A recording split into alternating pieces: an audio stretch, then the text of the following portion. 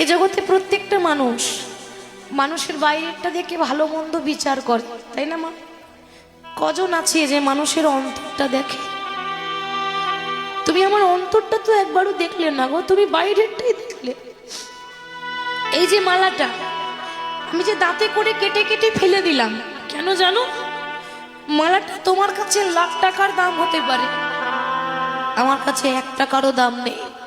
কারণ মুক্তার মালা লক্ষ টাকার দাম। যে মুক্তা মালা হয় সেই মুক্তার মালা লাখ টাকার দাম হয়, কিন্তু লাখ টাকা হলো আমার কাছে 1 টাকার দাম নেই। কেন জানো? যে মালার মধ্যে আমার প্রভুর রাম নাম লেখা থাকে না, যে মালার মধ্যে ভগবানের নামের সুগন্ধ থাকে না, সেই মালার আমার কাছে কোনো মূল্য থাকে না। ওই জন্য তো আমি দাঁতে করে কেটে দিলাম। ও যত বড় মুখ নয় তত বড় কথা। দেখি অতই যদি তোমার ভক্তি হবে, কই দেখি তোমার ভক্তিটা একটু দেখাও তো, আমিও দেখি তোমার কত ভক্তি আছে। কি তোমার হনুমান দেখায়নি? কি দেখিয়েছিল? সে বলেছিল যে লক্ষণ তুমি দেখতে চাও তাহলে দেখে নাও, তাহলে ভালো করে দেখে নাও। সঙ্গে সঙ্গে বুকটা ছিঁড়ে দেখিয়ে দিল। দেখছি হনুমানের বুকের ভেতরে দুজন বসে আছে। কে?